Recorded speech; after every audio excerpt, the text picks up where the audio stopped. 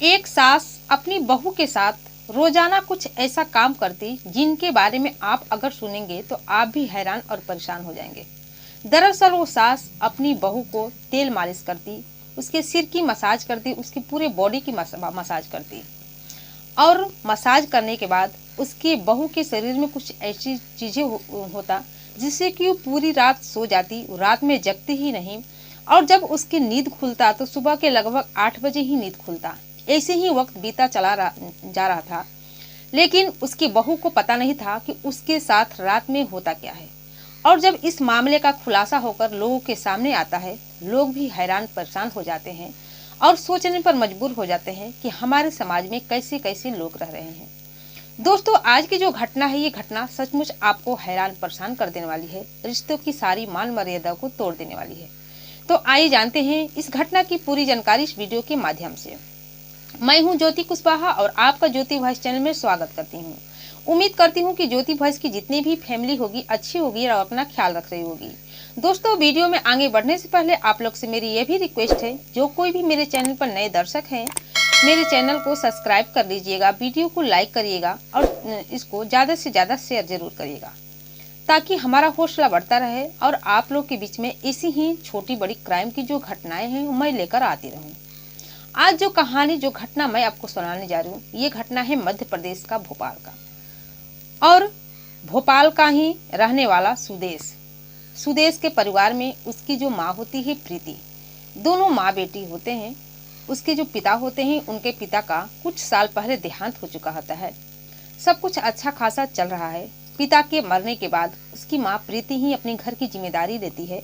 सुदेश जब अपनी पढ़ाई पूरी कर लेता है, ग्रेजुएट कर लेता है, तो अपने परिवार के बारे में सोचने लगता है। सोचता है कि मुझे अपने परिवार की जिम्मेदारियों को संभालना है, अपनी माँ को संभालना है।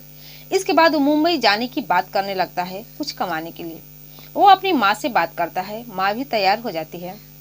सुदेश मुंबई चला जाता है कमाने के लिए। लेकिन जैसे ही 1 साल का वक्त होता है, एक दिन प्रीति अपने बेटे के मोबाइल पर कॉल करती है और कॉल करके कहती है कि मैंने तुम्हारे लिए एक अच्छी लड़की देख रखी है शादी करने के लिए, क्योंकि तुम्हारी शादी करने की उम्र भी हो गई है, शादी हो जाएगा तो अच्छा हो जाएगा, घर में एक बहू आ जाएगी, हम अकेले रहकर बोर होते हैं। इस पर सुदेश भी इसके लिए राजी हो जाता है, तैयार हो जाता है और वो लड़की से, जो कि भोपाल के ही एक इलाके की रहने वाली होती है, जिसका नाम होता है मोनिका से सुदेश की शादी हो जाती है। जब मोनिका से सुदेश की शादी हो जाती है तो मोनिका अपने शादी करके ससुराल आती है, अपने पति की अच्छी तरीके से सेवा करने लगती है, सास की भी अच्छी तरीके से सेवा करने लगती है। परिवार में सब कुछ अच्छा खासा चल रहा होता है। जब सुदेश की छुट्टी खत्म हो जाती है तो सोचता है कि घर में और भी खर्चे बढ़ गए हैं। पहले तो माँ की जिम्मेदारी को संभाल रहा था, अब तो पत्नी आ गई है, पत्नी की भी जिम्मेदारी को देखना है, माँ का भी ख्याल रखना है। अब वो बाहर जाने को सोचने लगता है। वो अपनी पत्नी से बात करता है, कहता है कि घर की जिम्मेदारी को देखना हमारा कर्तव्य है। जब हम घर में बैठे रहेंगे तो पैसा कहाँ से आएगा। क्योंकि जो पत्नी होती है उसकी अभी नई नई शादी होती है, पति को जाने के लिए तैयार नहीं होती है, फिर भी कुछ सोच समझकर वो भी राजी हो जाती है। सुदेश अपना परिवार अपनी पत्नी को अपने माँ के हवाले छोड़कर बाहर मुंबई के लिए चला जाता है और वहाँ पर जाकर पैसा कमाने लगता है। लेकिन इधर जैसे ही कुछ दिन का वक्त बीतता है, एक दिन मोनिका के सिर में अचानक दर्द होता है। जब दर्द होता है तो उसकी सास उसके चेहरे को देखती है तो देखती है कि बहुत ही उदास सी लग रही है। वो अपनी बहू से पूछती है, क्या हुआ मोनिका, तुम्हारे चेहरे का रंग क्यों उड़ा हुआ है? क्या तुम्हें कुछ दिक्कत है, कुछ दिक्कतें महसूस हो रही है या कुछ चाहिए? इस पर मोनिका कहती है कि माँ जी, मेरा सिर दर्द कर रहा है।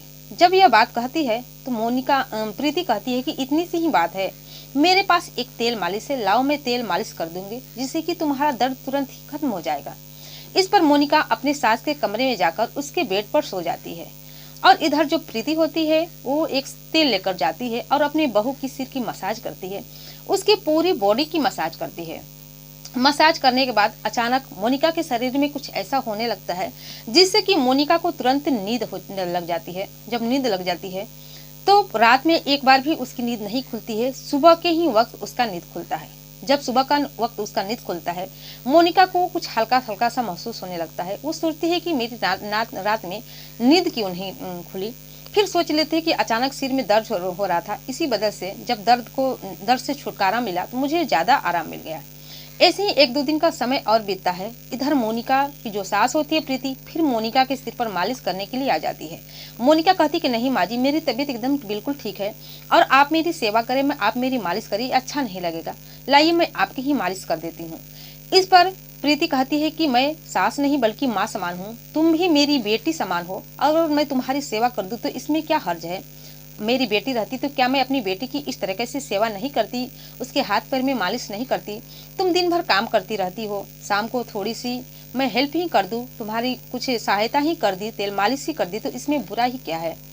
काफी कोशिश करने के बाद भी प्रीति अपनी बहू की मसाज कर देती है। मसाज करने के बाद उस दिन भी बहू को नींद आ जाता है और उसकी सुबह ही नींद खुलती है।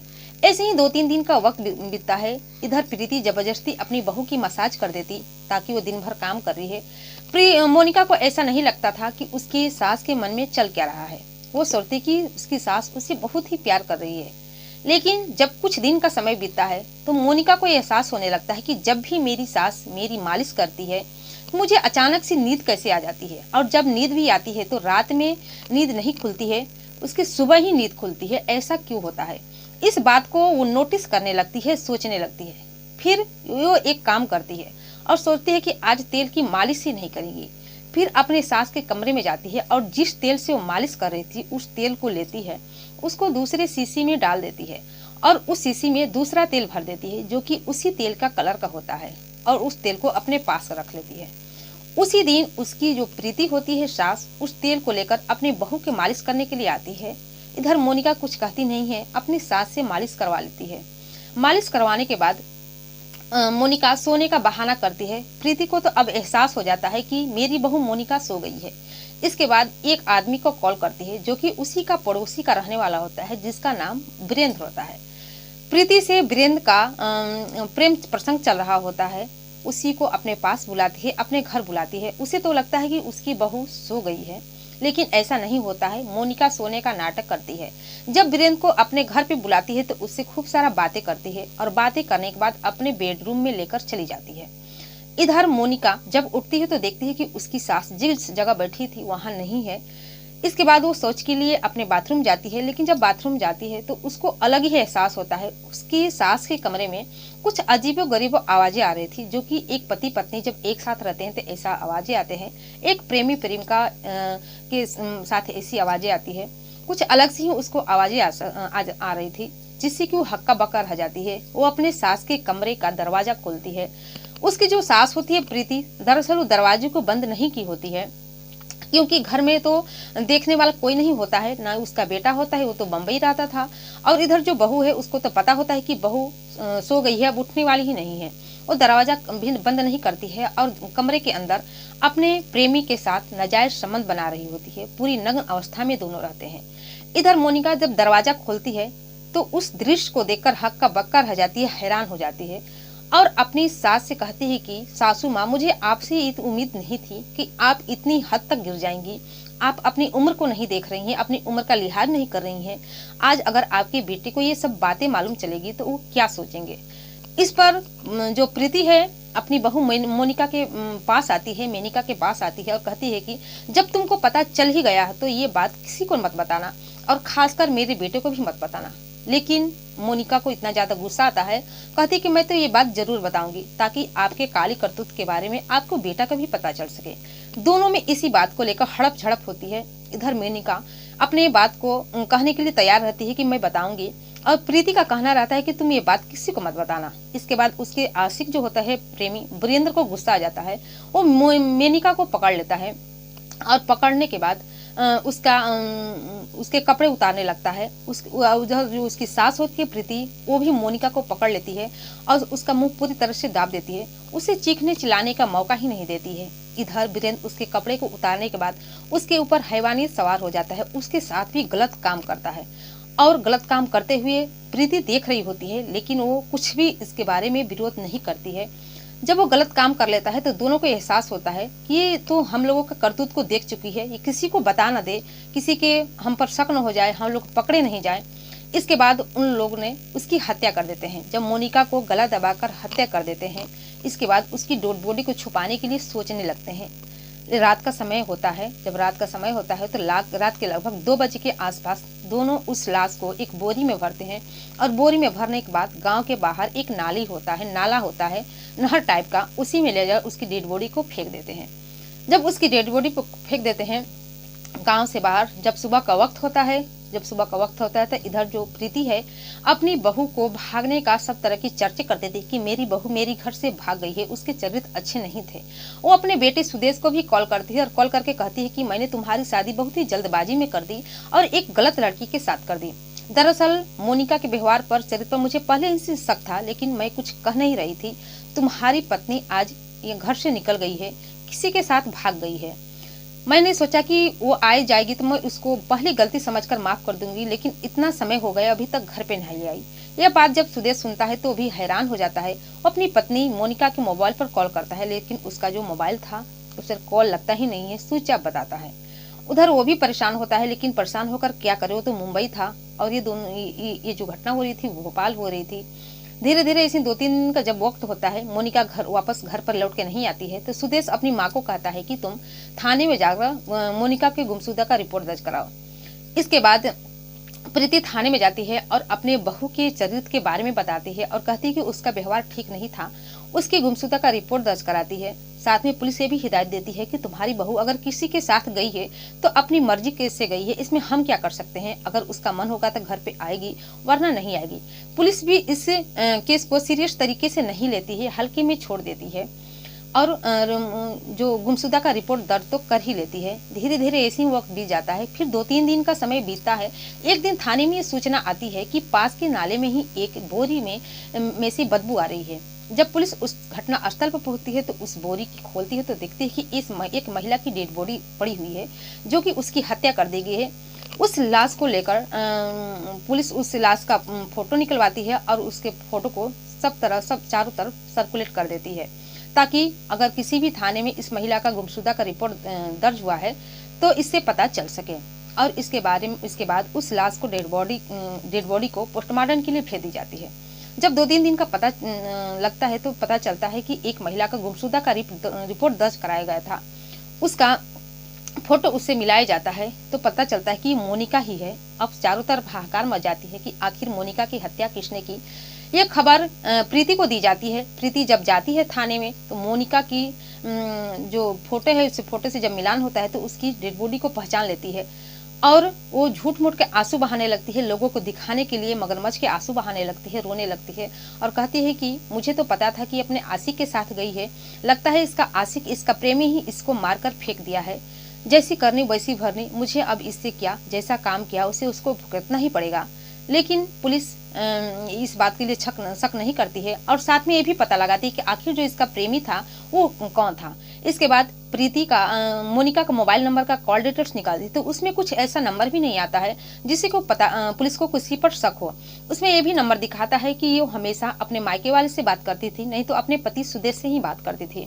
इसके बाद पुलिस भी हार नहीं मानती है और इस केस की छानबीन में जुट जाती है। तभी थाने में एक सूचना आती है। एक आदमी ये खबर लेकर आता है कि मोनिका की जो हत्या हुई उसमें उसकी सास का जरूर हाथ है, क्योंकि जब उसके ससुर का मौत हो चुका था उसी समय से उसकी सास का एक आदमी के साथ अफेयर चल रहा है, उसके साथ गलत संबंध चल रहा है। इसके बाद पुलिस को इस पर कुछ शक होता है। वो प्रीति को अपने हिरासत में लेते हैं। हिरासत में लेने के बाद पूछताछ करने लगते हैं। जब पूछताछ करने लगते हैं तो प्रीति कुछ भी बात सही तरीके से नहीं बताती, कभी कुछ बताती तो कभी कुछ बताती। उसी के बातों से पुलिस को शक हो जाता है कि जरूर प्रीति इसके बारे में कुछ जानती है। इसके बाद पुलिस अपने सारे हथकंडे अपनाती है। जांच अच्छे तरीके से दबाव देकर उससे पूछताछ करती है। जब दबाव देने के बाद प्रीति से पूछताछ किया जाता है तो प्रीति पूरी बात सच उगल देती है और बताती है कि हाँ, हम लोगों ने ही मोनिका की हत्या कर दी। जाके जो मैं बात हम लोग काम कर रहे थे, संबंध बना रहे थे, वही मोनिका ने देख ली थी और ये बात मेरे बेटे को बताने के लिए राजी हो गई थी और वो मान ही नहीं रही थी कि ये बात नहीं बताएगी, बल्कि बार बार कह रही थी कि हमने ही ये बात बताया। उधर जब पोस्टमार्टम रिपोर्ट आता है तो उसमें ये भी दिखाया जाता है कि इस महिला के साथ बलात्कार भी किया गया है, बहुत ही बुरी तरीके से। तो साथ में प्रीति ये भी बताती है कि इसकी जब मौत से पहले, इससे पहले मेरा प्रेमी इसके साथ बलात्कार किया, गलत संबंध बनाया, इसके बाद हम दोनों ने मिलकर इसकी हत्या कर दी। जब ये पूरी बात प्रीति पुलिस को बताती है तो पुलिस भी सुनकर हैरान परेशान हो जाती है और प्रीति के ही तहरीर पर उसका जो प्रेमी होता है वीरेंद्र, उसको भी गिरफ्तार कर लेती है और गिरफ्तार करने के बाद थाने में जेल में डाल दिया जाता है। और इधर जो सुदेश होता है अपनी माँ के जब करतूतों के बारे में सुनता है तो वो भी दंग रह जाता है। उसे थोड़ा सा भी ये आशा नहीं था कि उसकी माँ उसकी हंसी खुशी जो जिंदगी है, उसका जो परिवार है, हंसता खेलता परिवार इस कदर से अपने नाजायज संबंध के चलते इस कदर से उसकी हत्या कर देगी, इस कदर से उसका जो परिवार था बर्बाद कर देगी। तो दोस्तों ये रही पूरी कहानी आप लोग के सामने। इस कहानी के बारे में आप क्या सोचते हैं, आप अपनी राय कमेंट सेक्शन में जरूर बताइएगा। और ये घटना, ये कहानी सुनाने के उद्देश्य आपको दुखी करना, परेशान करना नहीं था, बल्कि जागरूक करना था, सचेत करना था कि आप भी सावधान हो जाइए, सतर्क हो जाइए। और फिर मिलती हूँ दोस्तों अगले दिन नई कहानी के साथ, नई घटना के साथ। तब तक के लिए जय हिंद, जय भारत।